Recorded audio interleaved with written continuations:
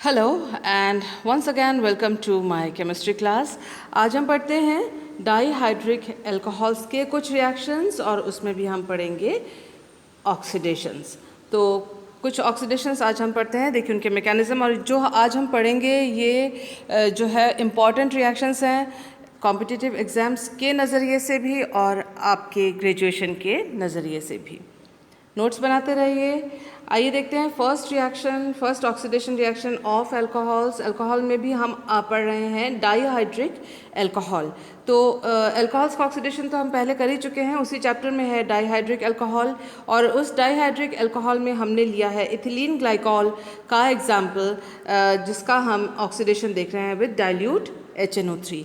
Dilute HNO3 के साथ जो ऑक्सीडेशन इथिलीन ग्लाइकॉल का होता है उसमें जो फाइनल प्रोडक्ट होता है वो है ऑक्सैलिक एसिड। तो this is oxalic acid, ultimately oxalic acid प्राप्त होता है।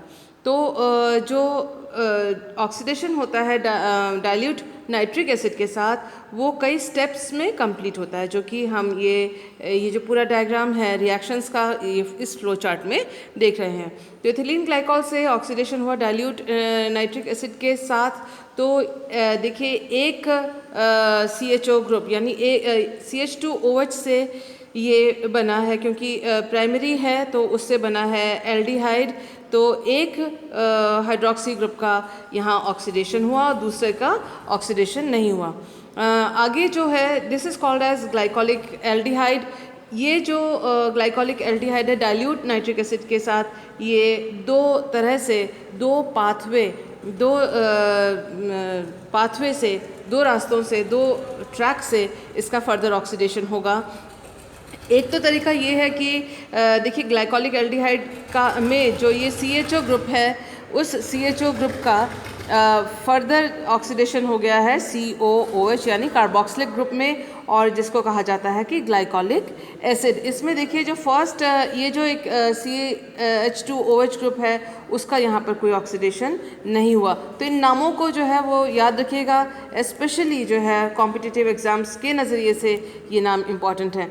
अब आप देखिए आगे जो है इसका एक और तरीका ये हो सकता है कि यहाँ एक कार्बोनाइल ग्रुप बना है, यहाँ दूसरा भी जो OH ग्रुप है उसका भी ऑक्सीडेशन हो गया और वो भी एल्डिहाइड में परिवर्तित हो गया। तो दोनों C डबल बॉन्ड OH जो है एल्डिहाइड में परिवर्तित हो गए, ये दोनों OH ग्रुप्स, और जिससे हमें मिला ग्लाइऑक्सैल। तो एक पाथवे में मिला ग्लाइकोलिक एसिड और दूसरे पाथवे से मिला ग्लाइऑक्सैल। तो ये जो ग्लाइकोलिक एसिड है या ग्लाइऑक्सैल है ये फर्दर ऑक्सीडाइज दोनों के दोनों हो जाएंगे। देखिए इसके पास एक अल्कोहलिक ग्रुप है जिसका फर्दर ऑक्सीडेशन होना है, क्योंकि कार्बोक्सिलिक एसिड का तो फर्दर ऑक्सीडेशन होएगा नहीं। सो इसका ऑक्सीडेशन हुआ तो ये एल्डिहाइड में चेंज हुआ। और इसके नज़रिए से अगर आप देखें तो एक जो कार्बोनाइल ग्रुप है वो फर्दर ऑक्सीडाइज हुआ एल्डिहाइड से कार्बोक्सिलिक ग्रुप ने। तो इस तरह से इन दोनों से ही हमको अब ऑक्सीडेशन से मिलेगा ग्लाइऑक्सैलिक एसिड, जिसमें एक COOH ग्रुप है और दूसरा CHO ग्रुप है। अब जब फर्दर ऑक्सीडेशन होगा इसमें तो कोई चेंज नहीं आएगा डाइल्यूट नाइट्रिक एसिड के साथ ऑक्सीडाइज करने पर, लेकिन CHO ग्रुप की में गुंजाइश है कि वो फर्दर ऑक्सीडाइज होकर ये जो CHO ग्रुप है वो COOH यानी कार्बोक्सिलिक ग्रुप में परिवर्तित या कन्वर्ट या ऑक्सीडाइज हो सके। So ultimately we will be getting oxalic acid. Oxalic acid final product के रूप में इस तरह से हमें प्राप्त हुआ। आइए देखते हैं हम नेक्स्ट ऑक्सीडेशन रिएक्शन 1,2-डायोल्स का with lead tetraacetate. This is very important reaction. ये इंपॉर्टेंट रिएक्शन में आप इसको मानिए और इसको ध्यान से पढ़िए। कॉम्पिटिटिव एग्ज़ाम्स के नज़रिए से भी ये इम्पॉर्टेंट है और ये ग्रेजुएशन के नज़रिए से भी इम्पॉर्टेंट है। It is very important reaction lead tetraacetate के साथ। देखिए लिखा हुआ है ऑक्सीडेटिव क्लीवेज। ऑक्सीडेटिव यानी ऑक्सीडेशन के द्वारा बंध का टूटना, यानी इस रिएक्शन में कार्बन कार्बन जो बंध है ग्लाइकॉल का, ग्लाइकॉल यानी दो निकटवर्ती कार्बन पर OH समूहों का होना, जो कि हम पहले के 7 वीडियोस में इस बात को हम पढ़ चुके हैं। बार बार, तो इस तरह के जो ग्लाइकॉल होते हैं उसका जो कार्बन कार्बन बॉन्ड होता है वो लेड टेट्राएसिटेट से टूट जाता है। तो किस तरह से होता है वो देखते हैं। और जो कार्बन कार्बन बॉन्ड टूटता है, इसके साथ साथ एक और चीज़ भी होती है कि जो ये COH और COH ग्रुप, ये जो दोनों हैं निकटवर्ती कार्बन पर जो OH ग्रुप्स हैं, ये दोनों ऑक्सीडाइज हो जाएंगे और कार्बन कार्बन के बीच में बॉन्ड टूट जाएगा। ये दोनों काम इकट्ठे होते हैं, इसीलिए एक साथ होते हैं। That is why this reaction with lead tetraacetate is called as oxidative cleavage. इसीलिए इसको ऑक्सीडेटिव क्लीवेज कहा जाता है। ऑक्सीडेशन भी होगा और CC बॉन्ड भी टूटेगा। तो इसमें पहले देख लेते हैं कि PbOAC4 lead tetra acetate, tetra यानी 4 टेट्रा एसिटेट। अब देखिए कि AC ग्रुप क्या है। AC is acetyl group. Acetyl जिसको AC से दिखाया गया है और उसका जो फुल फॉर्म होता है CH3C डबल बॉन्ड O, ये एसिटाइल ग्रुप है। इसका कीप इट इन माइंड, इसको साइड में कहीं लिख के रखिए नोट्स में। और जब भी आप इस तरह से शॉर्ट फॉर्म लिखते हैं उसका फुल फॉर्म हमेशा लिखना होता है एग्जामिनेशन कॉपी में, आंसर में खास तौर से। लेड टेट्राएसिटेट जो है उसका short form LTA, lead tetra acetate. Acetate A, L for lead, T for tetra and A for acetate. Lead tetraacetate is one of the powerful and common oxidant. काफ़ी powerful oxidizing agent है और काफ़ी common है, काफ़ी प्रचलित है। LTA causes oxidative cleavage of 1,2-diols. LTA के द्वारा 1,2-diols में क्लीवेज यानी बंधों का टूटना, बंध का टूटना होता है। अल्फा हाइड्रोक्सी कीटोन्स, 1,2-डाइकीटोन्स, अल्फा हाइड्रोक्सी एसिड्स जो भी हैं जिनके अंदर की ऑक्सीडेशन हो सकता है किसी भी ग्रुप का, उन इस तरह से निकटवर्ती समूह वाले सभी, मतलब पड़ोस दो नेबरिंग कार्बन, एडजेसेंट कार्बन या निकटवर्ती कार्बन के ऊपर अगर ऑक्सीडाइज करने वाले ग्रुप इन दोनों के साथ जुड़े हुए हो जिनका ऑक्सीडेशन हो सकता है, वैसे उन कंपाउंड्स का लेड टेट्राएसिटेट के द्वारा ऑक्सीडेटिव क्लीवेज होता है। Lead tetraacetate is hygroscopic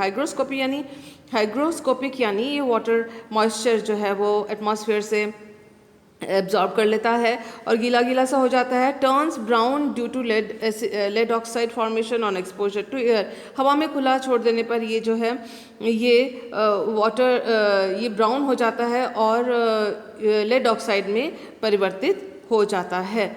LTA is very toxic, ये जहरीला होता है and may absorb through skin. इसको अगर आप ठीक तरह से इसको हैंडल नहीं करते हैं तो ये स्किन के द्वारा भी बॉडी में एब्जॉर्ब हो जाता है और ये एक जहरीला कंपाउंड है।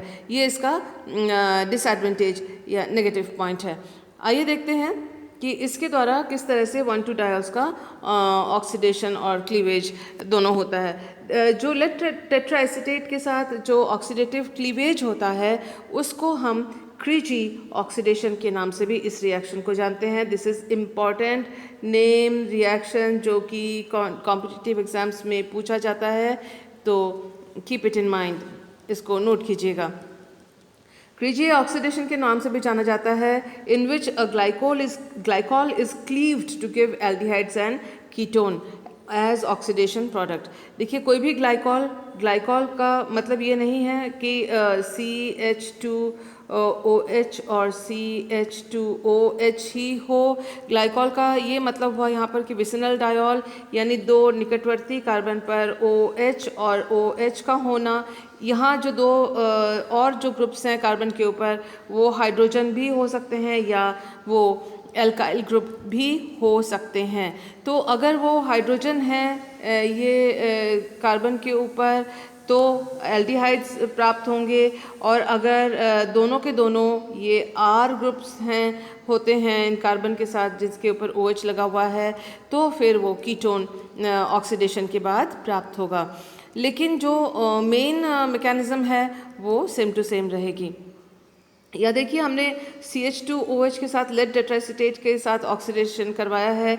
ये कार्बन कार्बन का जो बॉन्ड है वो रेड डॉटेड लाइन से दिखाया गया है, जो क्लीव होता है या बॉन्ड ब्रेक होता है। जो OH है वो देखिए C डबल बॉन्ड O ये में कन्वर्ट हो गया, ये भी जो है C डबल बॉन्ड O में कन्वर्ट हो गया, क्योंकि यहाँ पर दोनों के दोनों हाइड्रोजन हैं, इसलिए वो हाइड्रोजन लिखे हुए नहीं होते हैं ऑर्गेनिक केमिस्ट्री के फॉर्मूले में। तो यहाँ पर ये जो दोनों हाइड्रोजन्स हैं तो ये दोनों के दोनों जो है एल्डिहाइड और इस केस में फॉर्मेल्डिहाइड प्राप्त हुए।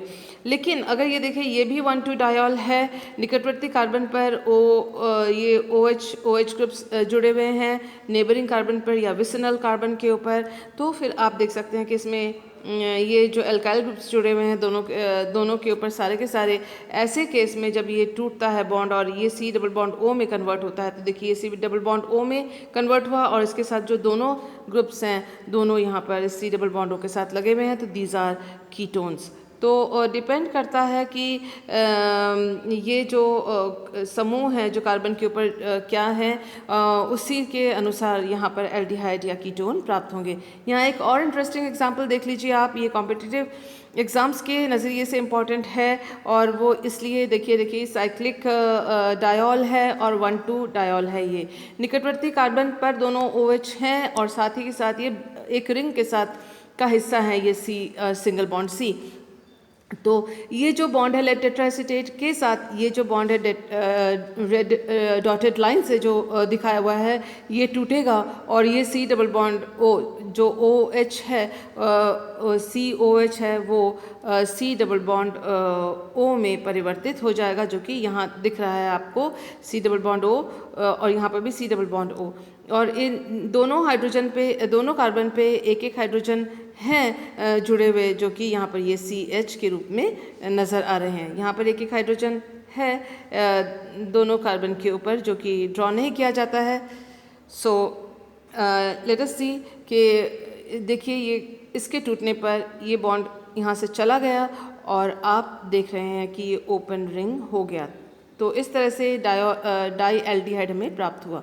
तो ऐसे जो एग्जांपल्स हैं, बेसिक फार्मूला वही है, बेसिक प्रिंसिपल की C बॉन्ड टूटता है।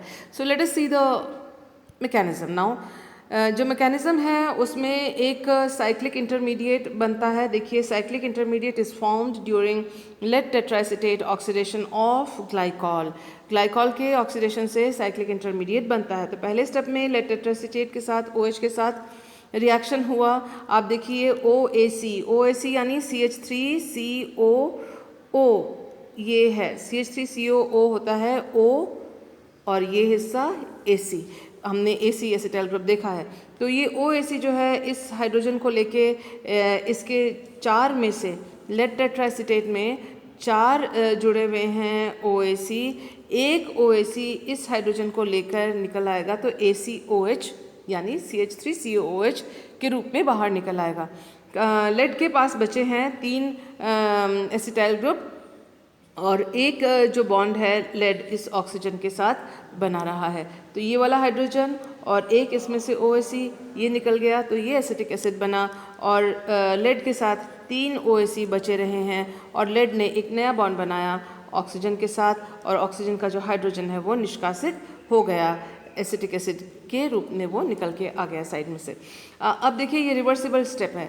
सेकेंड स्टेप में जो है ये जो इंटरमीडिएट बना है ये लेड टेट्राएसिटेट के साथ स्लो स्टेप के द्वारा यानी गति निर्धारक चरण के द्वारा या रेट डिटरमिनिंग स्टेप के द्वारा जो है ये जो लेड है उसका वो इस ऑक्सीजन के साथ भी बॉन्ड बना लेता है और इसमें जो OAC है यानी CH3COO ग्रुप है उन तीनों में से एक जो है इस हाइड्रोजन के साथ निकलकर CH3COOH बन के बाहर निकल आता है। आपने देखा है कि AC जो ग्रुप है वो है CH3CO और OAC होता है CH3COO। तो इस तरह से दूसरा भी एसिटिक एसिड मॉलिक्यूल निकल आया और लेड के पास बचे हैं 2 OAC ग्रुप और इसी के नतीजे as result of which there is a 5 membered lead tetraacetate cyclic ester जो है वो ग्लाइकॉल के साथ बन गया है, क्योंकि 1 2 3 4 और ये ऑक्सीजन इसके साथ 5, तो ये 5 सदस्यीय साइक्लिक इंटरमीडिएट बना। दिस इज इम्पॉर्टेंट और इसमें आप देखिए कि जो लाल तीर के निशान के द्वारा ये इलेक्ट्रॉन्स का मूवमेंट दिखाया गया, ये देखिए ये जो बॉन्ड है वो टूट रहा है। टूटा इसलिए क्योंकि इसके इलेक्ट्रॉन्स जो है वो यहाँ से हट के कार्बन डबल बॉन्ड ओ बनाने लग गए हैं, क्योंकि एक बॉन्ड तो पहले से ही था, एक और बॉन्ड इसके साथ बन गया तो ये बन गया C double bond O.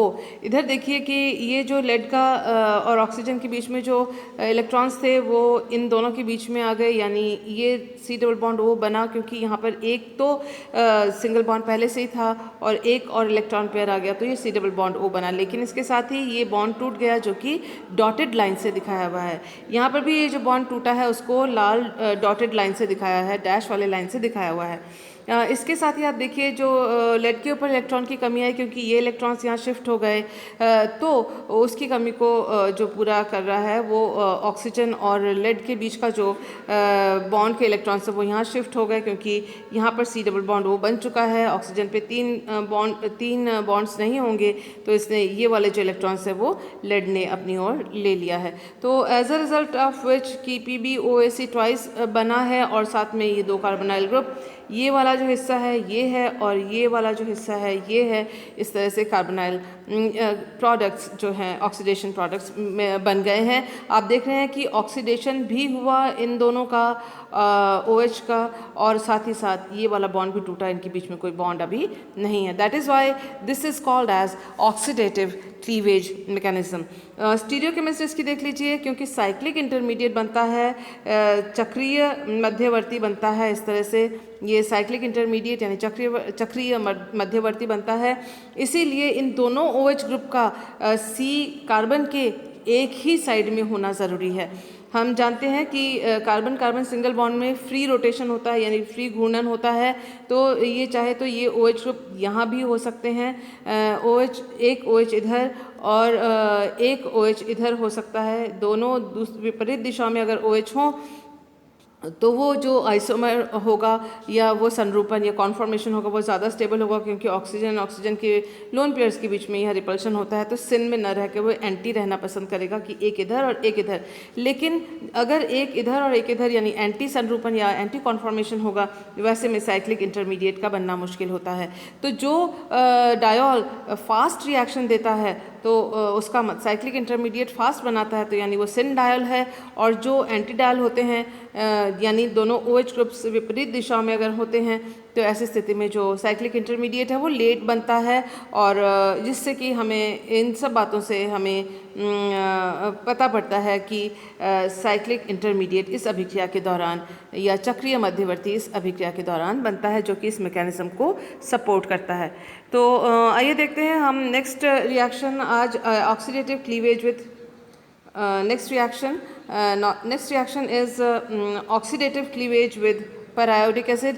पैरायोडिक acid यानी HiO4 के साथ भी ऑक्सीडेटिव क्लीवेज होता है, जैसा कि हमने अभी जस्ट देखा है लेड टेट्राएसीटेट के साथ जो क्लीवेज हुआ है। तो यहाँ पर जो एडजेसेंट बॉन्ड पर अगर यानी निकटवर्ती कार्बन पर अगर ऑक्सीडाइजेबल ऑक्सीकृत किए जाने वाले समूह जिनका ऑक्सीडेशन हो सकता है, ऐसे समूह हों तो उसमें पैरायोडिक एसिड का ऑक्सीडेशन और क्लीवेज होता है। साथ के साथ जैसे 1,2 diol alpha hydroxy carbonyl compounds, 1,2 diketones, alpha amino ketones या अल्फा एमिनो एसिड, ये जो इन्फॉर्मेशन है ये कॉम्पिटिटिव एग्जामिनेशन के नज़रिए से इम्पॉर्टेंट है। और BSc के लिए अगर आप बात करें तो सिर्फ इतना ही जानना काफ़ी है। तो इन में भी HiO4 के द्वारा जो है ऑक्सीडेटिव क्लीवेज होता है। तो reaction is used for structure determination of carbohydrate, क्योंकि निकटवर्ती कार्बन पे OH ग्रुप अगर हों जो कि कार्बोहाइड्रेट में भी होते हैं, इस तरह से डायोल्स या फिर पॉलीहाइड्रोक्सी ग्रुप्स जो होते हैं वो कार्बोहाइड्रेट में भी होते हैं। तो ऐसे यौगिकों का जैसे कि कार्बोहाइड्रेट उनके स्ट्रक्चर को पता करने के लिए पैरायोडिक एसिड ऑक्सीडेटिव क्लीवेज का इस्तेमाल किया जाता है। यहाँ हम देख रहे हैं एक एग्जांपल, ये देखिए दोनों निकटवर्ती कार्बन पर OH ग्रुप हैं, जहाँ R हो वहाँ पर जो RCH हो और जहाँ CH2OH है उसमें से फॉर्मेल्डिहाइड। ये ठीक वैसे ही प्रोडक्ट हैं जो इससे पहले हमने LTA में या लेड टेट्राएसीटेट में देखा था। यहाँ देखिए यहाँ पर ये जो कार्बन है उसके ऊपर OH है तो 2 R ग्रुप हैं, ये देखिए दोनों R ग्रुप यहाँ पर, और ये C डबल बॉन्ड O में परिवर्तित हो गया सिंगल बॉन्ड OH, और इसके साथ ही यहाँ पर R'2, तो ये दोनों R' ग्रुप्स यहाँ पर हैं, और जो यहाँ पर जो COH ग्रुप था वो C डबल बॉन्ड O में कन्वर्ट हो गया है। तो ये जो R और ये R' ग्रुप्स हैं, इनमें से कोई भी हाइड्रोजन हो सकता है, या कोई एल्काइल ग्रुप हो सकता है, या फिर एराइल ग्रुप हो सकता है, या दोनों के दोनों हाइड्रोजन हो सकते हैं। इस तरह के कुछ भी कॉम्बिनेशन हो सकता है हाइड्रोजन और कार्बन वाले एल्काइल या एराइल समूह का, तो उसके ऊपर डिपेंड करेगा कि वो एल्डिहाइड्स बनेंगे या फिर वो कीटोन्स बनेंगे। आइए देखते हैं कि इसका मैकेनिज्म किस प्रकार से होता है। इसमें भी एक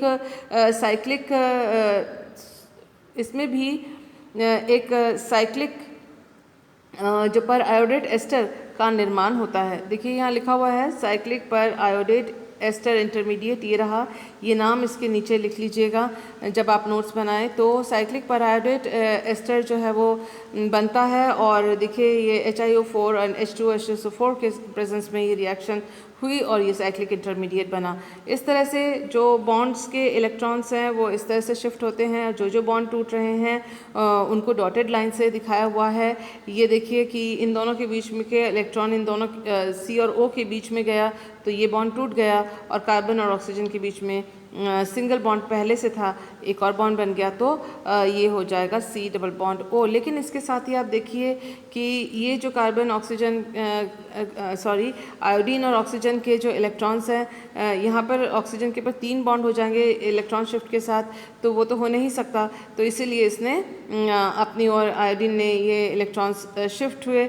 इसी तरह से आयोडीन के ऊपर एक वैलेंसी ज़्यादा हो गई शिफ्ट होने पर, तो ये जो है बॉन्ड ये टूटा और यहाँ पर C डबल बॉन्ड O बन गया, क्योंकि सिंगल बॉन्ड पहले से ही था, C डबल बॉन्ड हो गया तो R' CH double bond O ये इस तरह से बना। तो इस और यहाँ से ये दोनों बॉन्ड्स टूट गए तो HiO3 बचा रहा, ये देखिए HiO3 ये यही है। इसी तरह से यहाँ पर R' CH double bond O ये है, और ये वाला जो हिस्सा है वो ये है।